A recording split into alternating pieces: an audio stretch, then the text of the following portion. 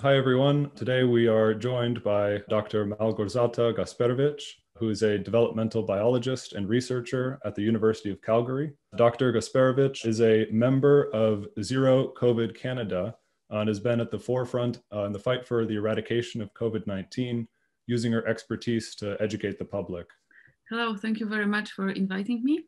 We are meeting today on October 1st, 2021, amid a global school strike. So, Dr. Gasperowicz, I was wondering if you could start off by sharing your thoughts on the global school strike taking place today. Yes, thank you for organizing the strike. I think it's absolutely essential that we fight for our children right now, because governments are not protecting us. Delta is our wake-up call, and maybe it's our last chance, because if it mutates even more and becomes more transmissible, it means that at some moment we can have a variant that will be uncontrollable, especially if the variant evades vaccines or becomes much more transmissible.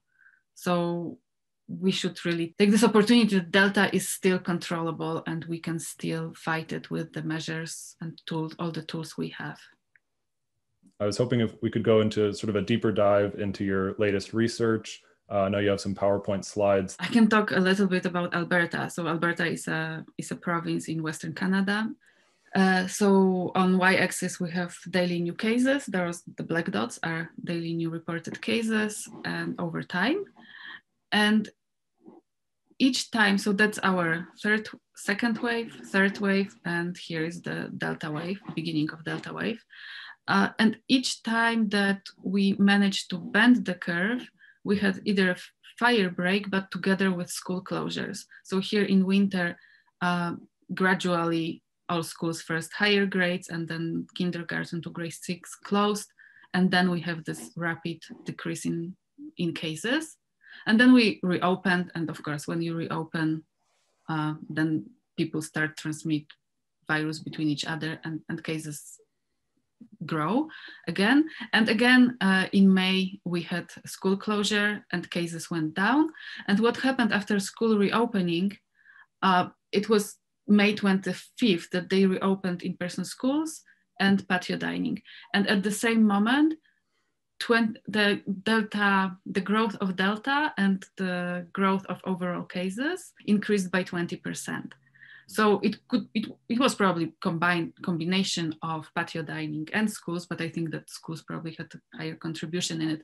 But what is important here, that every time we never managed to bend the curve without having in-person schools closed. And what is happening right now it's Alberta, and this graph shows incidence rate of COVID by age group. So incidences in number of cases per 100,000 population in time. And what is really very important here is this green line that is going dramatically up and is the highest from all other lines. And the green line is those are elementary school kids, so 5 to 11 years old. So those kids are infected much more than any other age group. And their infection is still growing, although other age groups, some of them either flattened or even are going a little bit down, but this group is still growing. So those are kids that are in school. And another group, and they are 100% not vaccinated. Another group that is not vaccinated, 100%, is 0 to 4 years old. And you can see that the incidence rate is much smaller because they are not in, and the main difference is that those are in school and in-person school, and those are not. Also, the kids from 12 to 19, the numbers are not as dramatic as in elementary school, yet it's the second highest infection rate among all age groups. And those are like 25% of them are not vaccinated. So this combined the worst scenario, like elementary school kids, 100% not vaccinated and in-person school.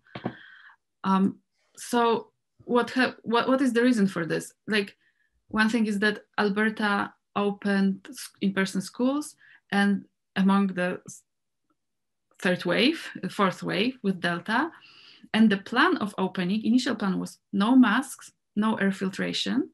On top of it, they removed they removed protective measures that were present last year. So they removed cohorting, they removed contact tracing, they removed asymptomatic testing of close contacts, and they removed parental notifications of positive cases in schools.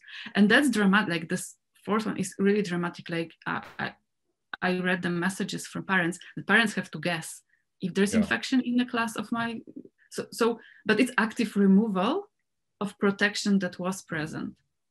So recently, our chief medical officer of health exempt youth activities from vaccination program. So the only exception is that we have now masks in schools, but it's because of this grassroots activism that really fighted for them. So it was not initial governmental plan. And important thing here is that all these rules on the left basically increase and accelerate the spread. So it's almost like it's made on purpose to get kids infected. So if somebody would like to infect as many kids as possible, as fast as possible, this person would just need, it's a perfect recipe. Somebody would just need to copy paste this. Sort of the Great Barrington Declaration in practice, essentially. Yeah, that looks like that. Herd immunity. And and it doesn't need to be like that. Like if in Alberta, if we would now implement a fire break, so close non-essential businesses and in-person schools and give strong financial and structural support to people and businesses during this time. Also, maybe with closing, make safe schools for people who absolutely need it, like children of frontline workers and children with special needs, but make those really as an exception and make them as safe as possible. So the proper ventilation, air filtration, and small groups. So if we would do all of this, plus mandatory quarantine for incoming interprovincial and international travelers, we could really quickly get cases down. Like if we get halving time 4 to 6 days, then basically we could get to 300 cases by October 7 and eliminate locally virus in early November, from November 9 to November 30, depending how serious we would be about the restrictions. It's incredible. And less than 2 months, right. and a bit. Right. And just give people support during this time, because like nobody can really survive for 2 months without money, but just giving support for 2 months and then we can live normally. So it's still possible to bend the Delta wave. But okay, so I would like to talk here now about effective of public health measures and effectiveness of vaccines in controlling the spread. So there's this number R0, which says how many people on average would be infected by one infected person if we have no any public measures in place, no controls, and no vaccines. So for original strain that came to Europe and to North America, the R0 was 3, was estimated to be around 3. So that means that one person infected would spread it to 3 other people on average. So if we would have such R0, so this graph shows daily new cases and here time. If we would vaccinate 75% of total population and the vaccine would have 93% efficiency against transmission, then we could bring R value from 3 to 0.9 just by using the vaccines. So if we would vaccinate, if we would not do anything more, we could be to 0.9 and then our cases would slowly be getting down. What we observed in the first wave, that many countries were able to bring R value to 0.6 with just public health measures. So basically that's the observed, the blue one is the observed. It's not theoretical, it's what really happened. So many countries brought it to 0.5, 0.6, 0.7, 0.8 and had this quick decrease that actually if they would continue the measures in 37 days, they could go from 100 daily new cases to 0 to stop all community transmissions. So in first wave, it was quite easy and many regions did it. Atlantic Canada, New Zealand, China, Vietnam, Taiwan, and so on. But if last year we would have vaccines on top on top of our public health measures, then we could combined, we would have this green line, and in less than 2 weeks, we could stop the pandemic. But what happened? We let the virus spread. We let it spread without control in huge numbers, and it mutated. And it became more transmissible. So now we have Delta variant that is assumed that is at least twice more transmissible than original one. So bringing R0 to 6, which means that everything in the spread duplicates. And we don't know how effective the vaccine, and also it's partially evading our immunity, the Delta variant. Right. So we don't know what exactly is the efficiency against transmission. So I assumed here 60% efficiency. So if we would have 64% of total population fully vaccinated with 60% efficiency and do nothing else, like no public health measures, people behave like they always behave, then we could bring down our value from 6 to 3.7. So still cases would grow exponentially. If we would vaccinate more people, got to 85% of total population vaccinated. So basically like in Alberta, it means everybody, every adult would need to be vaccinated, everybody above 12 years old would need to be vaccinated. Then we would bring it down to 2.9, which is almost R0 of original variant. Yeah. So vaccines alone are not enough. Public health measures like in the last wave in the first wave would be not enough without vaccines, because public health measures that resulted in R 0.6 now would result in R of 1.2. So there still would be spread. But if we combine public health measures and vaccinations, we can bring R below 1, and even significantly below, substantially below 1, and bend the curve. And that's what actually New Zealand did. They managed to bend the curve with public health measures and vaccines.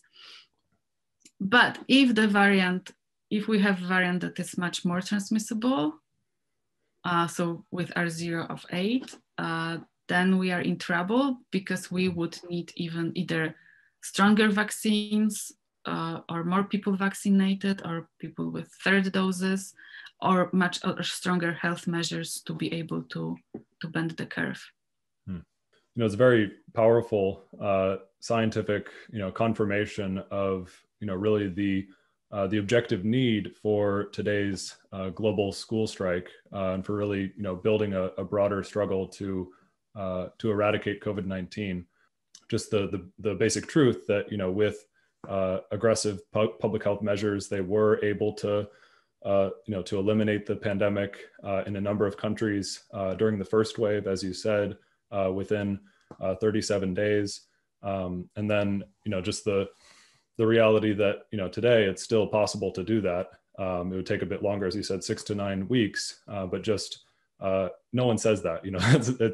It's sort of a fundamental truth that is just kept out of the media. It's also, just maddening, the fact that they keep allowing these waves to develop, and, as you said, create the conditions for more dangerous, more transmissible variants, vaccine-resistant variants to develop, and the real possibility that a new variant could develop that entirely evades the vaccines and is more transmissible, which, as you said, could be very catastrophic.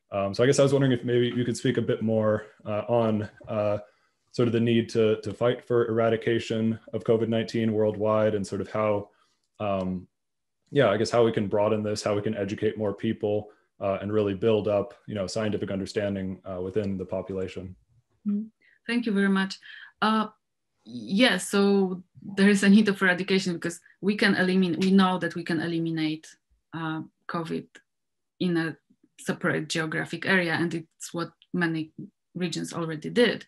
The problem that they had was the other regions that didn't eliminate the virus. So they kept getting reinfected. So the New Zealand Delta outbreak didn't start from New Zealand. The Delta didn't mutate in New Zealand. It was brought from somewhere else, from a country that didn't, I think it was from Australia, but Australia got it from Britain or somewhere else where the virus, the new Delta variant emerged. So that's like, there are regions that are doing really great job and really getting virus free, but then it's thrown at them from outside, so they have Also, to fight it China, again. China has had repeated outbreaks of the Delta variant that they've had to suppress and mobilize vast resources to yeah, and with each new variant, it's more and more difficult. So yeah. more and more resources are needed. That's why it's so important that every country will proceed elimination process. So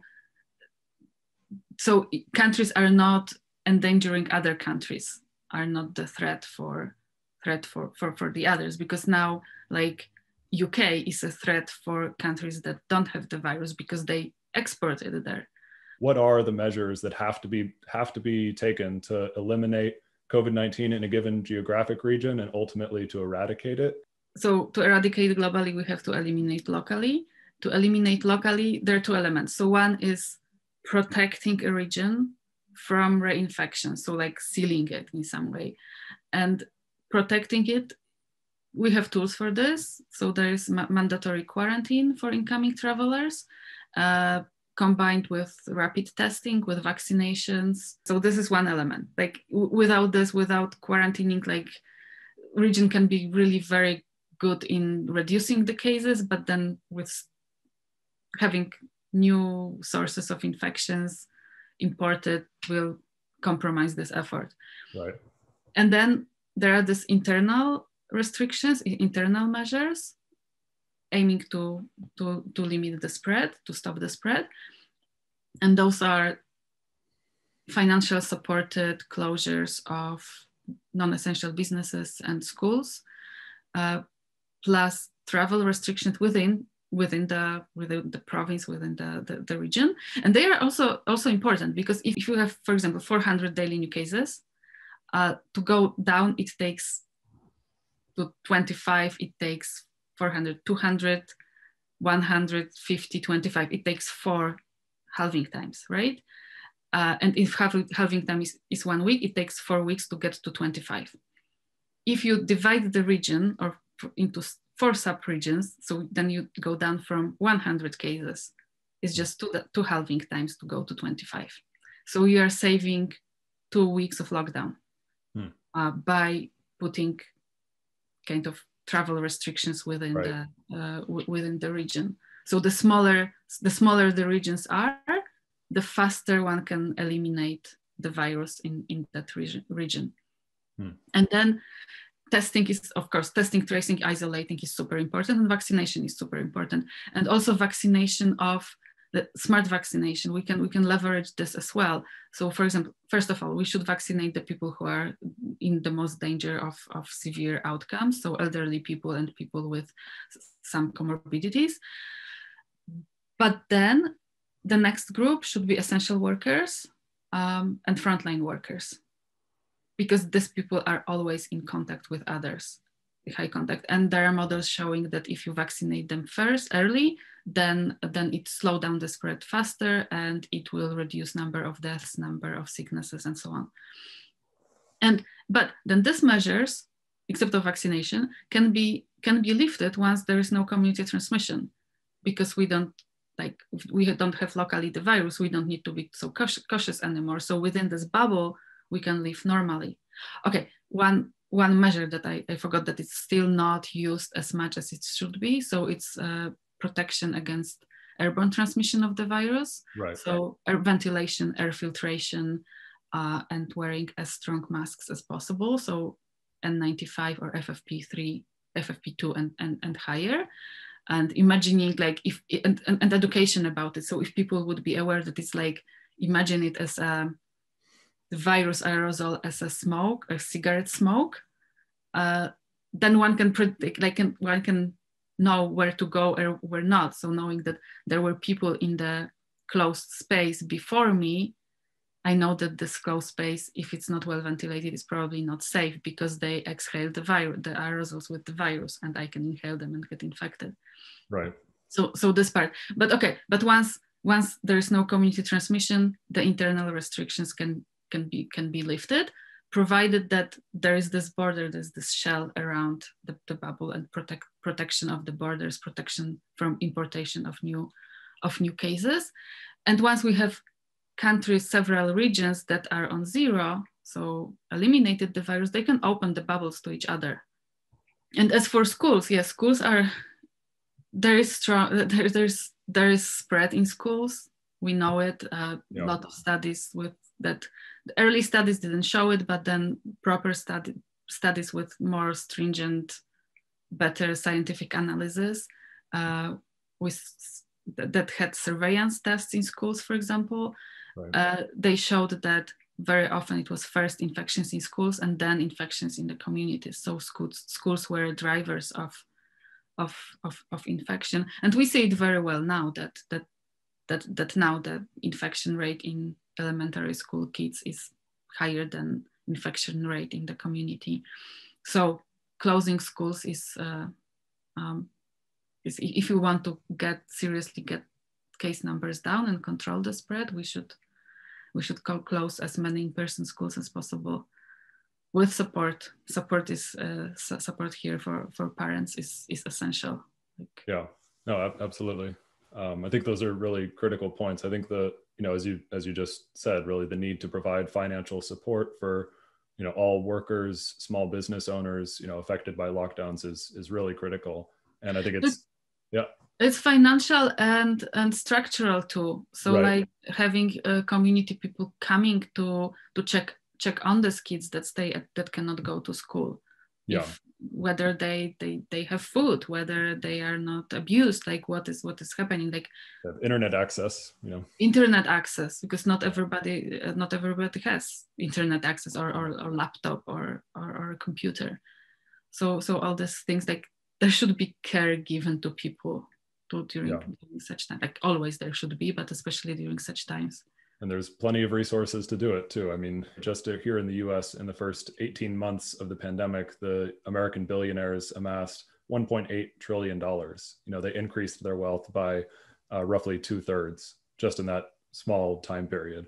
So I think, that money should be, that would be plenty of funding to provide for, the needs of the working class in the US and, many, many other countries to really, get us out of this pandemic.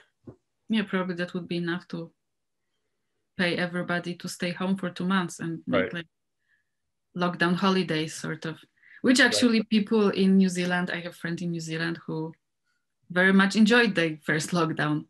Right. Spend time with their families and yeah. Okay, well, thank you so much again, Gosia. It's been really a privilege to have you on today. And, just to reiterate, I think it's really significant that you've stepped forward and really, advocated for eradication. And I hope this, I think really the importance of arming, workers, sections of the middle class, the most progressive sections of society, young people, with really, a scientific understanding of the pandemic and what we have to do to put this to an end is really critical. So again, I commend you for your work, and I think really, carrying this forward is really critical. And we, I think we have the ability to put an end to this pandemic, to put an end to the needless suffering, and really save millions of lives. So thank you again. Yeah. Thank you very much for having me. Yeah. Thank you. Okay. All right. Talk to you soon. Bye-bye. Thank you.